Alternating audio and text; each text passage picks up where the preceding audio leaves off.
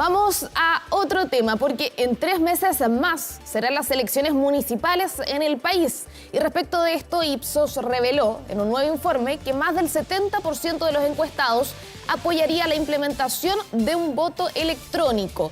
¿Cómo funcionaría esto? Vamos a profundizar sobre este tema con Alejandra Ojeda, directora de Estudios Públicos de Ipsos. Alejandra, muy buenos días, ¿cómo estás?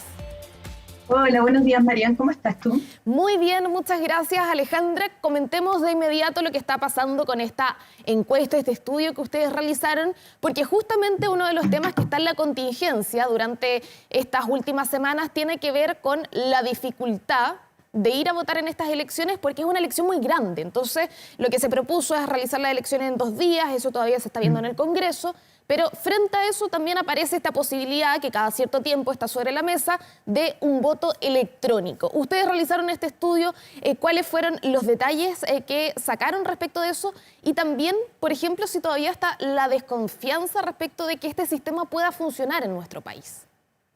Sí, yo lo primero que te comentaría que hay una gran confianza en los procesos eleccionarios en Chile y esto es lo que permite abrir este tipo de discusiones.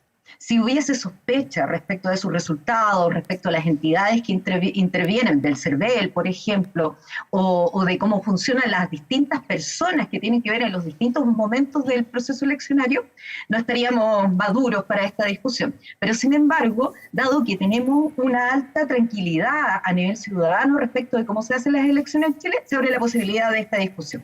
Entonces, y frente a esto, yo diría, más que tomarlo como que los chilenos y las chilenas queremos que estamos listos para el voto electrónico, yo diría estamos listos para esta discusión. Un 72% dice que es así. Y es interesante porque, bueno, vamos a partir analizando el grupo que tiene sospecha. Es 34% que dice que no apoya que se implemente el voto electrónico. Y el principal motivo que se indica es la posibilidad de fraude. Siempre todo este tema va a estar cortado finalmente por la confianza. Entonces dice, no estamos listos, esto puede abrir a una posibilidad de fraude. Es el principal argumento. Pero esta mayoría que dice, sí, avancemos en esto, estaría además muy dispuesta a utilizarlo, pero sin embargo, hay un 35% que dice, pero primero miremos cómo funciona. O veremos en algunas elecciones antes de que yo lo pueda utilizar. Hacer una marcha blanca, de cierta forma. Sí, entonces, mira, aquí hay elementos que se vuelven tremendamente importantes respecto de esto, porque para avanzar en esta discusión te diría, primero tenemos que tener un contexto técnico y operativo apropiado. ¿Qué significa eso? Significa tener experiencias. Por eso es interesante, por ejemplo, las elecciones Frente Amplio que se vienen ahora, que van a usar voto electrónico, y otras elecciones de otros partidos también que lo han usado. ¿Cómo funciona? ¿Cómo se implementa? Tenemos que tener una oferta técnica apropiada en el país, tenemos que tener proveedores al nivel de un proceso eleccionario, porque lo peor que nos podría pasar es tener un ejercicio, una elección con voto electrónico y que esto no funcione. O sea, ahí retrocedemos la discusión en años. Tenemos que tener un marco legal sobre cómo opera y cómo operan las controversias al respecto, y por cierto, a un contexto sociopolítico donde haya un consenso apropiado que apoye su uso. Y es importante que tengamos expertos también promoviendo las virtudes y dando confianza al respecto. Alejandra, y en ese sentido, respecto y viendo la experiencia internacional, ¿qué ha fallado en los países donde el voto electrónico finalmente no se ha sentado, donde la población no tiene confianza? ¿Qué ha fallado en esos países donde el voto electrónico finalmente no fue la solución que se esperaba?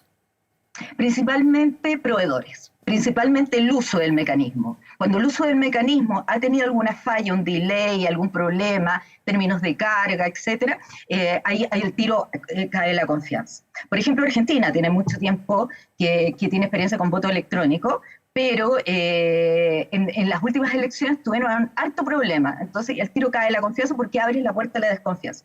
Ojo con esto, no perderse. El voto electrónico, de hecho, tiene 2 modalidades y uno podría partir con una primera modalidad que sería muy interesante para procesos eleccionarios como las municipales que se nos vienen, donde tenemos, ¿no es cierto?, varios votos y algunos votos muy complejos porque vamos a tener muchos candidatos y candidatas en ese voto, entonces este papel grande que se abre.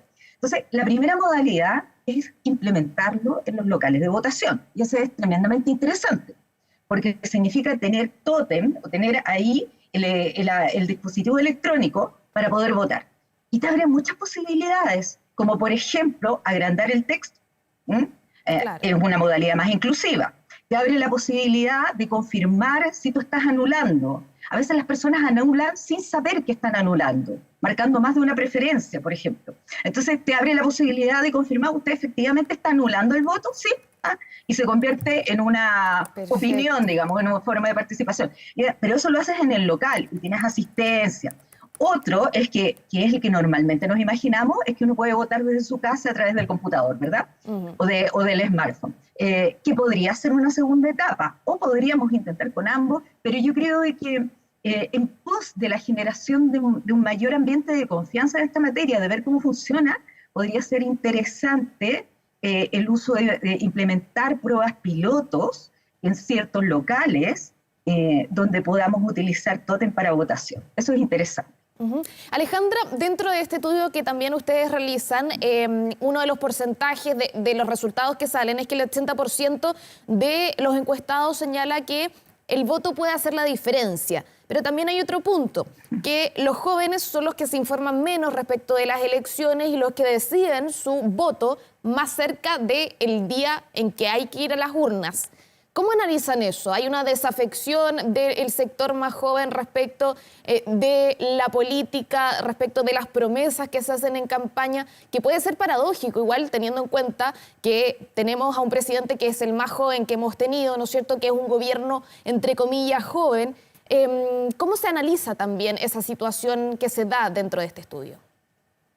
Hay una desafección de la juventud respecto de los temas políticos, sí, por cierto, pero no solamente respecto de la política, respecto de las distintas formas de participación en ciertos ámbitos de la sociedad, y mucha más suspicacia y mucha más reflexión crítica en torno a las distintas instancias, tanto como ciudadanos como personas consumidoras. Entonces, eso es interesante. Ahora, lo que no quita que de todas maneras una mayoría, estamos hablando 7 de cada 10 jóvenes, cree que su voto puede hacer diferencia, que se encuentran muy comprometidos en general con las elecciones, pero no así al nivel que alcanza en generaciones mayores.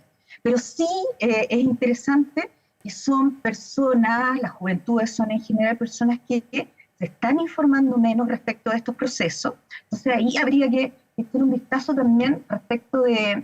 Hay una inmediatez de la información en juventud muy relacionada con redes sociales que no está pensada en los tiempos y en los procesos que normalmente hemos tenido en el pasado otras generaciones. Entonces, bueno, en cierta parte...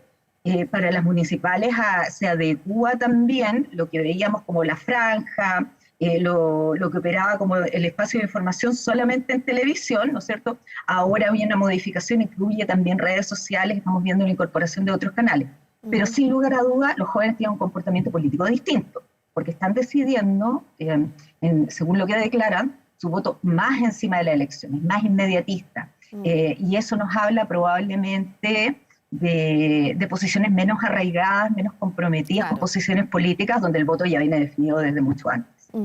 Lo que sí hay consenso y que también declara este estudio es respecto de la confianza que tienen los electores sobre los procesos que hay en nuestro país. Un 70% dice tener mucha confianza. Y también respecto de las instituciones que están a cargo de ellos, como es el servicio electoral. Y llevando este tema a lo que estamos conversando respecto de las elecciones en 2 días, ¿cuánto afecta a nuestro proceso o a nuestras autoridades que están también evaluadas sobre los procesos eleccionarios? Cuando hay declaraciones, hubo declaraciones en su momento, por ejemplo, de la alcaldesa Matei, que señalaba que elecciones en 2 días podría concluir con un fraude. ¿Cuánto afecta cuando tenemos instituciones que están tan bien valoradas en nuestro país, como es el caso de los procesos eleccionarios? Sí, yo partiría indicando que las elecciones, el CERVEL, y además no solamente el CERVEL, sino el trabajo que hacen las personas en las mesas de votación, ¿no es cierto?, que son elegidas, todo eso, genera mucha confianza en general. Y también los resultados de las elecciones. Entonces, es algo que debemos cuidar, porque finalmente las elecciones son es la condición básica de funcionamiento de una democracia. Entonces hay que tener cuidado ahí. Y lo hemos visto en otros países, cuando lo primero que se quiere hacer es invalidar un resultado, cuando lo primero que se quiere hacer es invalidar a la otra posición, se pone en duda el proceso, ¿ya? Entonces hay que tener mucho, mucho cuidado con eso. Sin embargo, todo nos indica que el CERVEL está muy fuerte en términos de su reputación en el país. Además, cuando preguntamos por su símil a nivel de Latinoamérica, que por cierto es una impresión, porque es poco el conocimiento que uno tiene de instituciones equivalentes a nivel de Latinoamérica, más bien uno tiene la idea de cómo funcionan las elecciones a nivel de Latinoamérica, pero a la base está la institución que regula, y un 44% dice que lo hacen mucho mejor que lo que sus pares, sus instituciones equivalentes en el continente, en Latinoamérica. Y un 33% cree que igual, solamente un 9% pone en duda esto.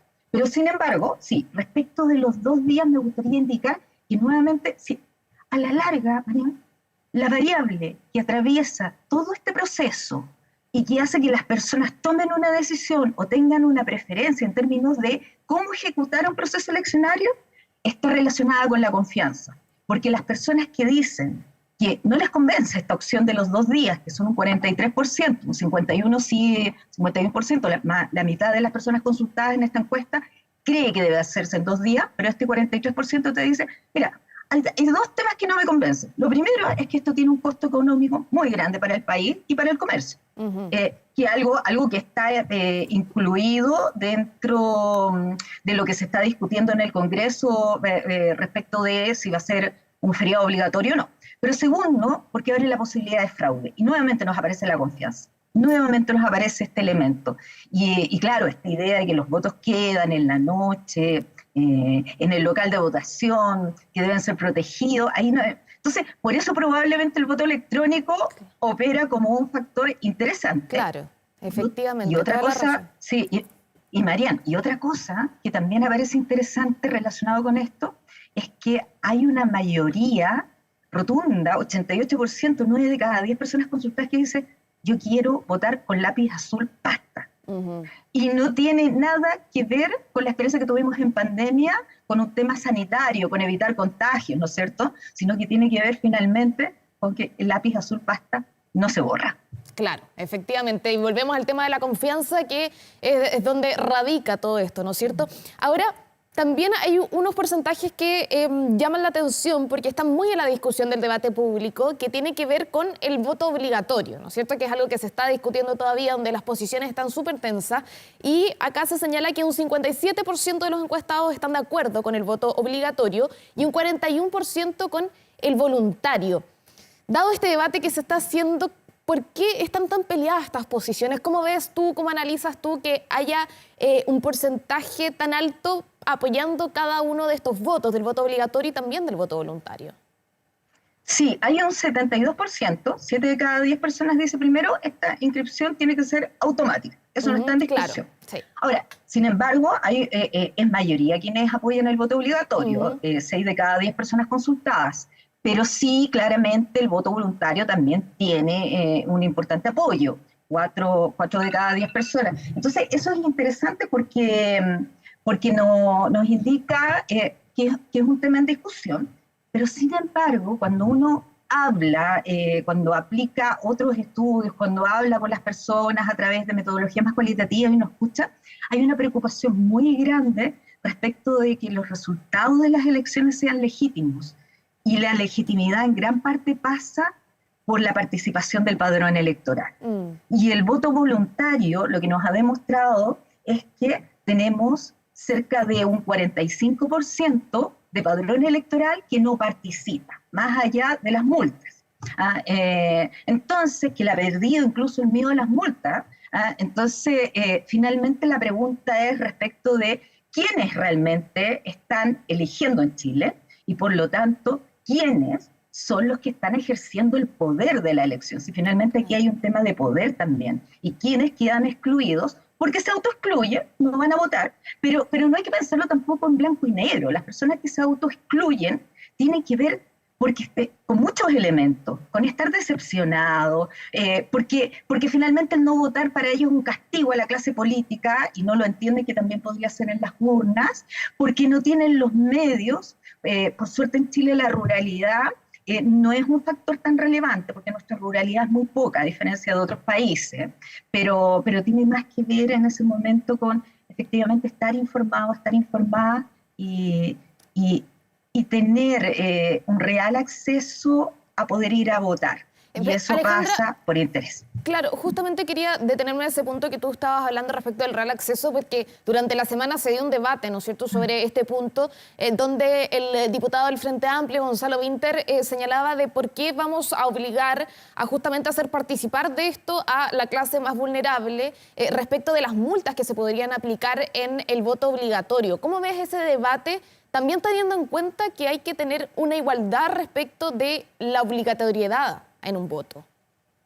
Sí, a ver, primero indicar que no está consultado en este estudio, pero sin embargo, en una reflexión en base a estos resultados y lo que nos están diciendo, lo primero es que no podemos olvidar que la condición básica de una democracia es tener una elección libre y universal. ¿Y universal qué significa? Que cada voto vale lo mismo y que cada persona tiene las mismas condiciones, está en igualdad de requisitos y en igualdad de libertades para poder ir a votar, ¿ya? Entonces, esta es una discusión tremendamente compleja, porque, y en mi opinión, y esta es una opinión personal, creo que a destiempo. Creo que para estas elecciones, con la proximidad de estas elecciones, debimos haber discutido respecto de los 2 días, debimos haber discutido probablemente respecto de la ejecución en términos de la realización concreta, porque la discusión en términos de si es obligatorio o voluntario o de las multas, que finalmente las multas lo que están aludiendo es a quién puede ir a votar y quién se ve favorecido con mejores condiciones para ir a votar, creo que es una discusión mucho más compleja de orden constitucional. No era para este momento, y porque nos pone en un debate que están enfrentando otras democracias con procesos migratorios importantes. Finalmente, ¿qué es lo que pasa aquí? ¿Qué es lo que ocurre? Es que la población migrante en Chile creció significativamente. Esto no era un tema en las elecciones anteriores, no fue un tema previo pandemia, nos aparece ahora, ¿no? Entonces, cuando dimensionamos la cantidad de población migrante que tenemos, entonces, y a partir de eso tenemos una discusión que es de una situación actual, contemporánea, pero mucho más compleja y que creo que es más profunda de lo que debería ser en este momento exclusivamente para las elecciones municipales. Porque es pensar el tipo de democracia que queremos y cómo vamos a hacer participar a población residente en el país. Entonces, probablemente estamos incluyendo elementos en esta discusión que tal vez a este proceso no le van a servir. Claro, y como tú decías, también entendiendo que la conformación del país ha cambiado, son discusiones que ya tienen que entrar a darse más allá de un veto o no, más allá como de la contingencia actual, ¿no es cierto? Sino verlo de una forma más compleja, como tú lo decías, no solamente el tema del voto obligatorio, de la multa, sino que también el tema del voto electrónico, no verlo tanto encima, ¿no es cierto?, de las elecciones, que es lo que sucede pasar. Que es lo que pasa normalmente, ¿no es cierto? Dar una discusión más de fondo respecto de eso, al igual como también se ha hecho en los últimos meses respecto del sistema político. Son situaciones que tenemos ahora, que están complejas, pero que se necesita un debate mucho más amplio. Exacto, es mezclar finalmente un nivel más táctico de la discusión sobre la ejecución del proceso eleccionario con una discusión que es mucho más profunda, que tiene que ver con el tipo de democracia que queremos, considerando que estamos en el año 2024, puertas del 2025, es pensar el Chile que queremos a futuro. Entonces es una discusión mucho más compleja y probablemente se incluyeron elementos en esta discusión que están poniendo ripio a este proceso, pensando que esto tiene todo su origen finalmente en optimizar los tiempos de las personas votantes, dado la cantidad de votos y la cantidad de nombres que van a aparecer en esos votos. Entonces, se están incluyendo elementos que, la verdad, hay que tener cuidado, porque esta discusión, esta es una discusión que le hace bien al país, porque tenemos que reflexionar qué Chile queremos y cuál es cómo queremos nuestra democracia. pero es una discusión que probablemente no le está haciendo bien a este proceso eleccionario en particular, porque está poniendo dudas y está visibilizando temas que hasta ahora, a nivel de la opinión pública, no habían aparecido. Sí, es una discusión muy interesante, Andrea, para dar en el Parlamento, en el Congreso, con tiempo, ¿no es cierto? Porque cada cierto tiempo vemos que el voto electrónico sale a la palestra cuando se acercan algunas elecciones, pero como tú lo decías, estamos en una situación, en una conformación del país que ha cambiado, donde hay que dar estas discusiones que quizás antes se veían muy lejanas, pero que ya las tenemos acá, ¿no es cierto?, en la mesa. Así que vamos a ver cómo se da eso con el tiempo. Alejandra Ojeda, directora de Estudios Públicos de Ipsos, muchas gracias por acompañarnos hoy día, también por poder desentramar lo que es este estudio y también la visión de los chilenos y chilenas respecto de nuestro proceso electoral. Muchas gracias a ti, María, que estés muy bien. Igualmente, que estés muy bien. Chao, chao. Buen sábado. Gracias.